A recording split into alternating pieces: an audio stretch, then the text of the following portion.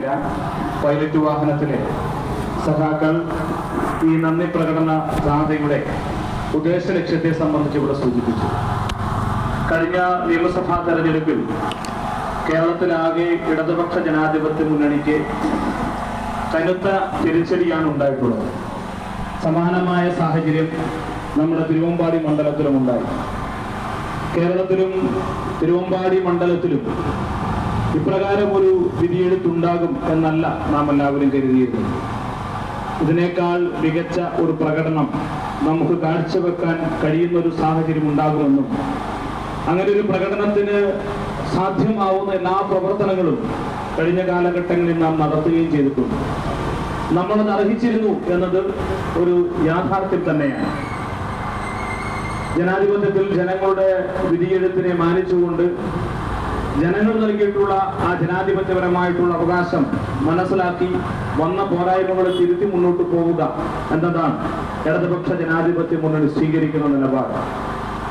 എങ്കിലും ഈ തെരഞ്ഞെടുപ്പിൽ ഇടതുപക്ഷത്തോടൊപ്പം ചേർന്ന് നിന്നവർ, ഇടതുപക്ഷത്തിന് വേണ്ടി പ്രവർത്തിച്ചവർ, ഇടതുപക്ഷത്തിന് വേണ്ടി രംഗത്തിറങ്ങിയവർ, വോട്ട് ചെയ്ത 70,399 മനുഷ്യർ, അവരോട് നന്ദി പറയുക എന്നത് രാഷ്ട്രീയത്തിൽ കാണിക്കേണ്ടുന്ന ഏറ്റവും വലിയ മര്യാദയാണ്. ജയിച്ച ആളുടെ ഊഴം കഴിയട്ടെ എന്നതുകൊണ്ടാണ് നമ്മൾ കുറച്ച് സമയം വൈകിയത്. നേരത്തെ തന്നെ ഈ നന്ദി പ്രകടനം നടത്തണമെന്ന് നമ്മൾ ആഗ്രഹിച്ചിരുന്നതാണ്. എന്നാൽ ജയിച്ച ആളുടെ അവകാശം അല്ലെങ്കിൽ അദ്ദേഹം നടത്തേണ്ടുന്ന പ്രവർത്തനങ്ങൾ നടത്തിയതിനു ശേഷം നമ്മൾ നടത്താമെന്ന് കരുതിയത് കൊണ്ടാണ് നമ്മൾ കുറച്ച് വൈകിട്ടുള്ളത്.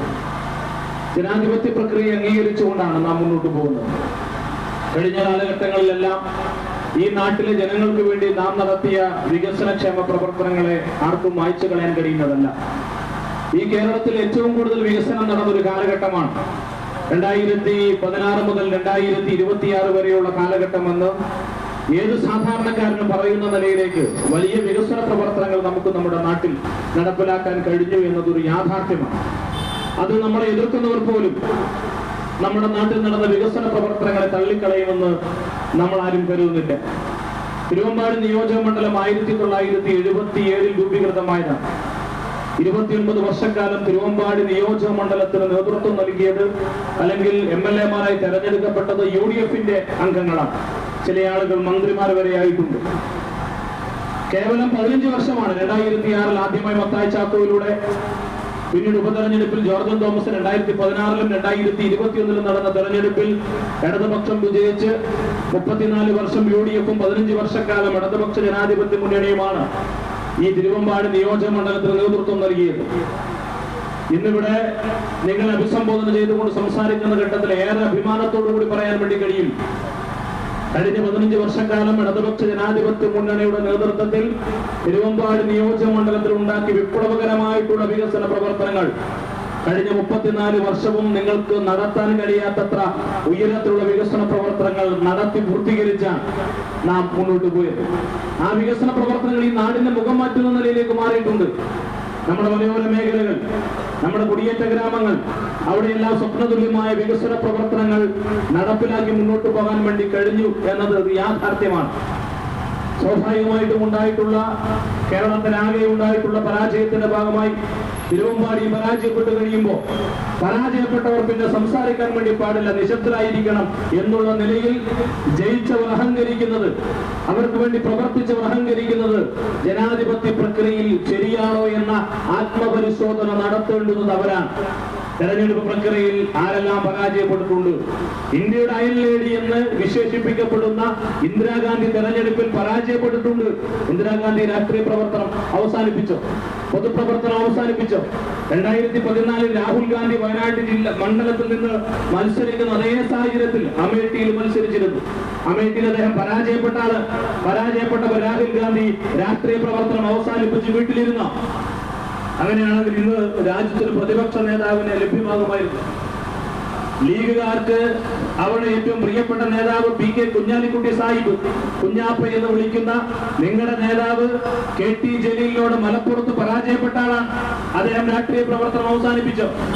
എന്തിനേറെ പറയുന്നു, ഇപ്പോ കേരളത്തിന്റെ പ്രിയങ്കരനായ മുഖ്യമന്ത്രി ശ്രീ VD സതീശൻ, അദ്ദേഹം നേരിട്ട ആദ്യത്തെ തെരഞ്ഞെടുപ്പിൽ പരാജയപ്പെട്ട ആളാണ്. പരാജയപ്പെട്ടാൽ സംസാരിക്കാൻ വേണ്ടി പാടില്ല.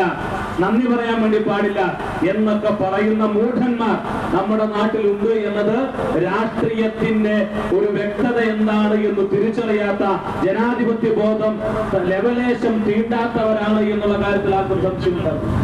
അവരതിനെ കുറിച്ചാണ് സംസാരിച്ചുകൊണ്ടിരിക്കുന്നത്. ഈ നാട്ടിലെ വികസന പ്രവർത്തനങ്ങളെ സംബന്ധിച്ച്, ക്ഷേമ പ്രവർത്തനങ്ങളെ സംബന്ധിച്ച് പരിശോധിക്കാനും നിലപാട് സ്വീകരിക്കാനും അഭിപ്രായം പറയാനും ഈ നാട്ടിലെ ഏത് സാധാരണക്കാരനും സാധിക്കും. ആ സാധാരണക്കാരന് സാധിക്കുന്ന അവകാശം, നമ്മളൊക്കെ നികുതി കൊടുക്കുന്ന മനുഷ്യന്മാരാണ്. നികുതി കൊടുക്കുന്ന ഏത് മനുഷ്യനും ഉണ്ടാവുന്ന അവകാശം അത് പ്രയോഗിക്കുമ്പോൾ അതിനെ കളിയാക്കി അല്ലെങ്കിൽ അതിന്റെ ഭാഗമായിട്ടുള്ള തെറ്റായ പ്രചരണങ്ങൾ അഴിച്ചുവിടുന്നത് ജയിച്ചവർക്ക് പറ്റാവുന്ന ഒരു നിലയാണോ എന്നുള്ളത് ജയിച്ചവർ പരിശോധിക്കേണ്ടുന്നതാണ്.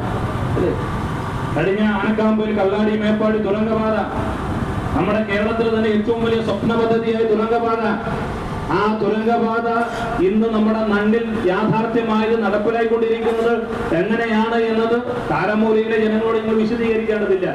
ഈ നാട്ടിലെ ജനങ്ങൾക്കറിയാം അതിന്റെ പിന്നാമ്പുറത്ത് നടന്ന പ്രവർത്തനങ്ങൾ എത്രമാത്രം കഠിനമായിരുന്നു, എങ്ങനെയാണ് നേടിയെടുത്തത് എന്ന് നമുക്കെല്ലാവർക്കും അറിയാവുന്നതാണ്.